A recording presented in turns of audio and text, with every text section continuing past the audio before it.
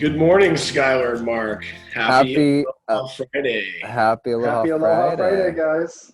Dude, I wore my special Hunter S. Thompson style Aloha shirt just for you guys.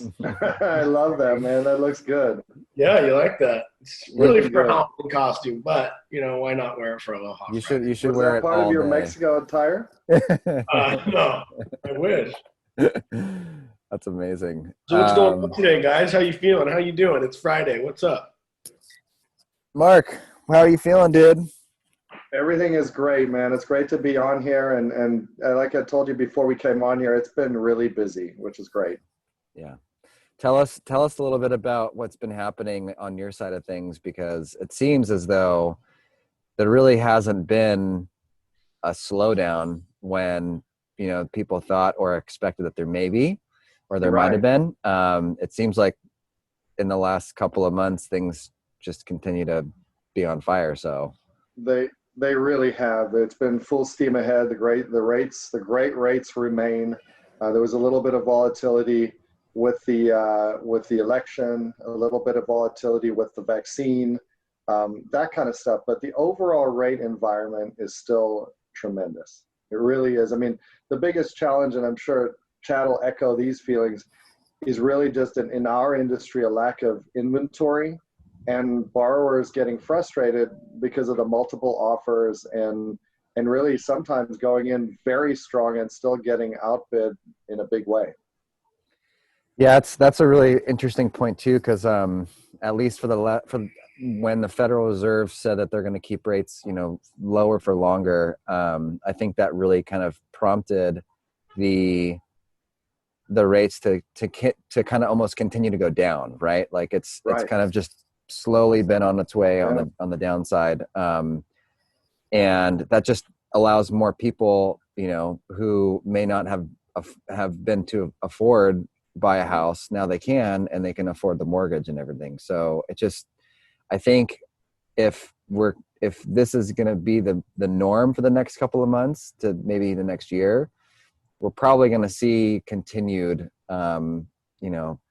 purchases like this, and the housing market's still going to be pretty hot. And Chad and I were talking a little bit before, and one of the things that we were reading and kind of bouncing ideas off each other was the NAR, the National Association of Realtors, the president or whoever is really in charge of that thing has basically said in the last couple of days, I think it was, that he expects things to continue to stay hot at least until spring of 2021.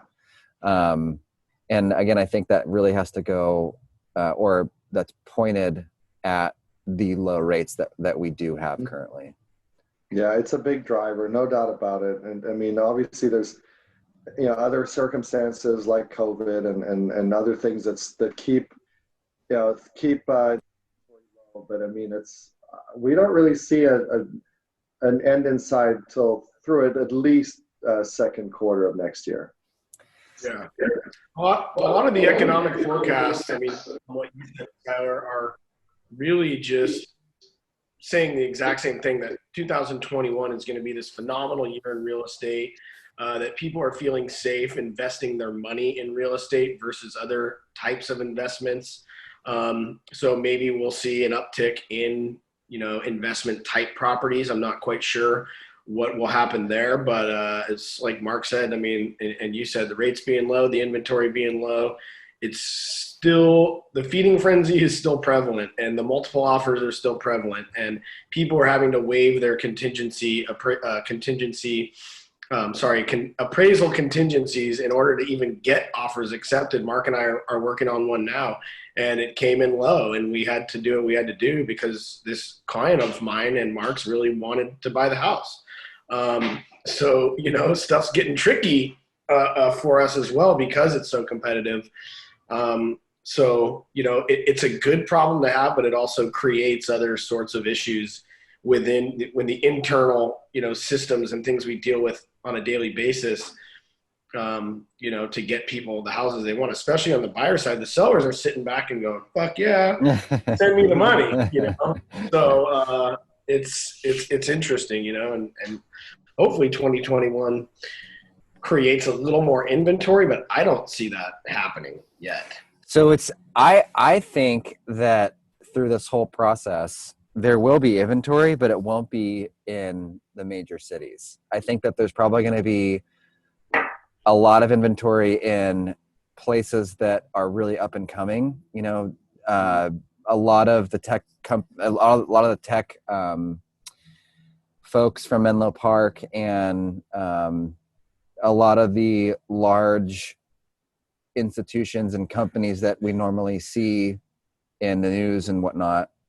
A lot of those people are now working from home and they're working remotely, right? So Right. there's no real reason for them to be in the city when they're on top of each other. And so I think, I mean, I personally have a ton of friends who have moved to Idaho in the last couple of months. I have a friend in Hawaii whose dad is a realtor over there. He said, I've never been busier in my 30 years of doing real estate on Maui. Like, everything is ridiculously busy. Everyone's coming over here and basically buying up tons of even raw land, right? They're just expecting. I've heard of a couple of people moving to Idaho recently as well, which is odd, but I get it. Yeah, it's the same. Yeah, it's a super entrepreneurial. You know, the restrictions to start and establish new businesses. The taxes are much lower than California.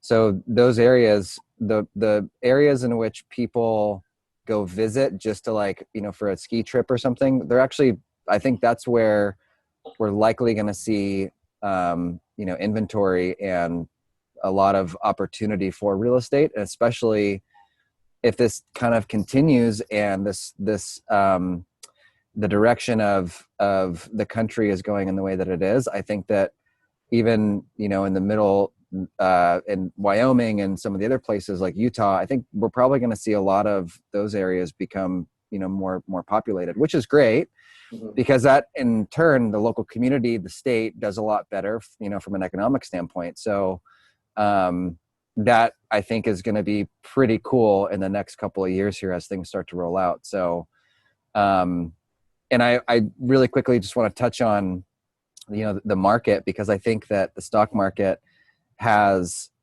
there's cycles that the market goes through where growth companies and value companies are kind of correlated, but much less as far as a growth kind of factor is concerned. And so what happens is, in the last 12 years, growth companies, you know, the Googles, the Amazons, the Netflix, whatever, is like, they've been on a tear, right? And they've left, and those are called, you know, large cap or mega cap companies. Their capitalization rates super, super high, worth billions of dollars. Conversely, the smaller cap companies, the ones that you don't really see in the news line and the news headlines and things like that, they've lagged from a performance standpoint in the last however many years. So I think as we start to transition economically from an area where there's like densely populated, you know, tech oriented businesses, and these other companies, you know, in these rural communities that, you know, haven't really been really hot. Well, I think these smaller tech companies, or these smaller cap companies, are probably going to start to catch up here in the next couple of, you know, months to years, and almost outperform. I would expect it to outperform the large cap, the Twitters and the, you know, Facebooks and those sorts of things. So something to be aware of when it comes to your portfolio is just, you know, always having some sort of diversification. The market, again, is very heavily weighted in those large cap companies. So just, you know, something to be aware of when you look at investing. Interesting. So, yeah, I know there's I put on my nerd hat for a little bit there. So I like it.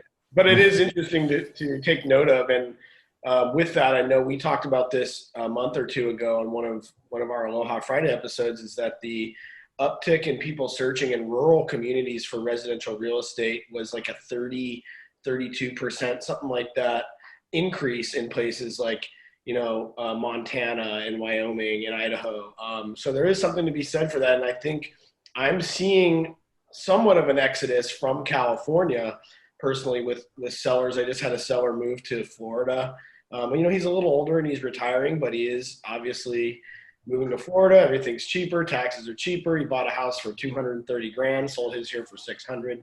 You know, owned it free and clear. So it's one of those things that I'm seeing more of on my end, just personally in day-to-day tasks. People that are like, well, we're moving to Coeur d'Alene or we're moving to Florida. And like I said, I just had friends move to Coeur d'Alene from Portland.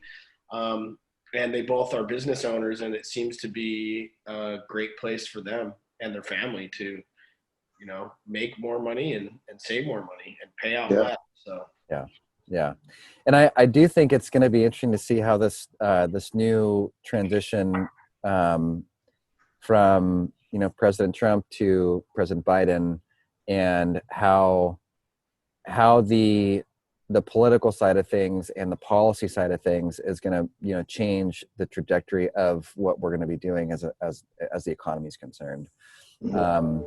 The monetary policy that's coming from the Fed, I think, is to something that we've talked about before, is great, right? It's allowing us to put money in the hands of people and put money in the hands of businesses so that they can continue to grow. But over the last X amount of years, we've had the Tax Cuts and Jobs Act, and corporate rates are really low right now. There's, I think, some of the lowest in history.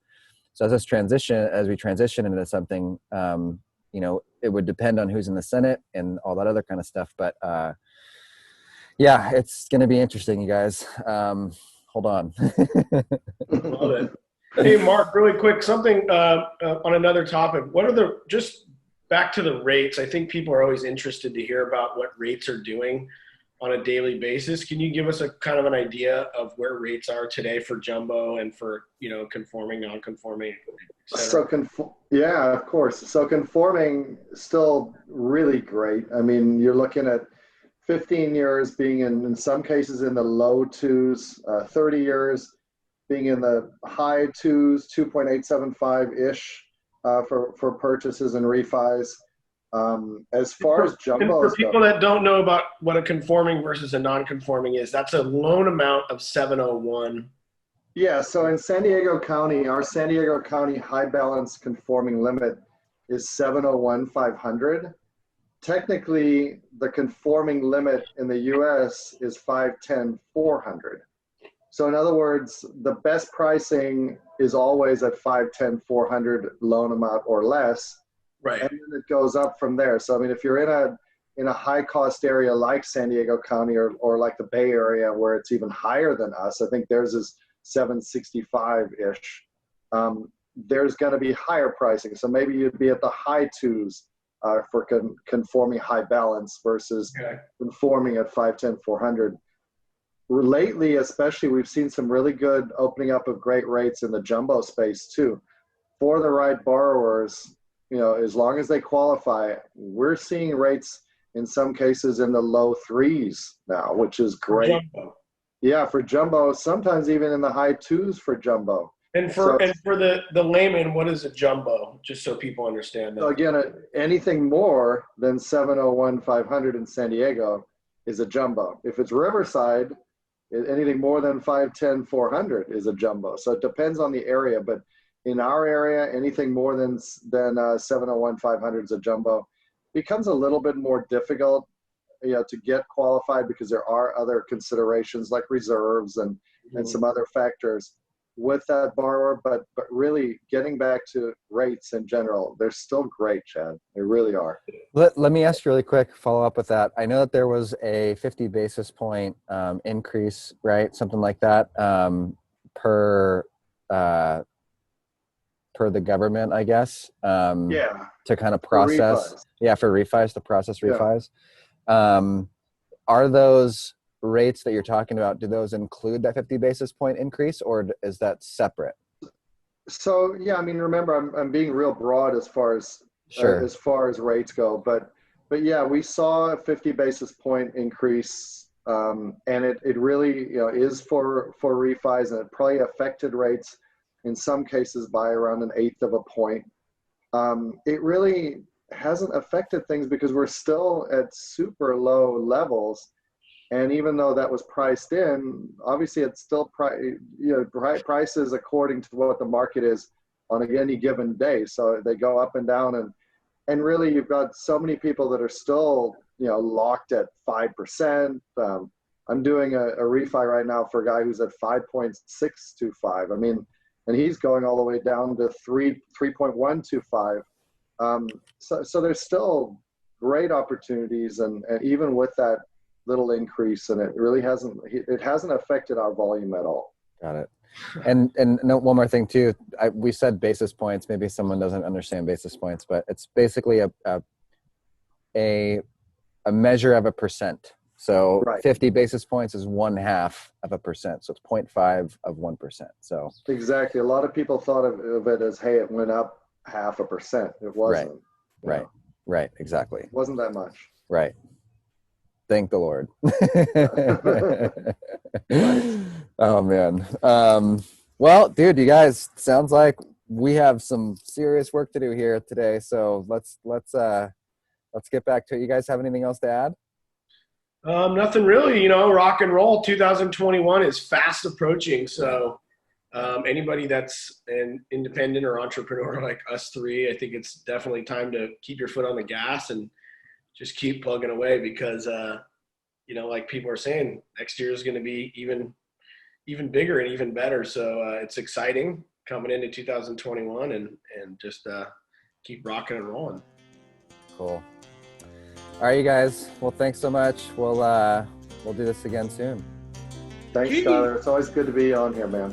Yep, always good to have you. See you guys. Happy Aloha Friday. Take care, guys. See you later. Dudes. Okay, bye-bye.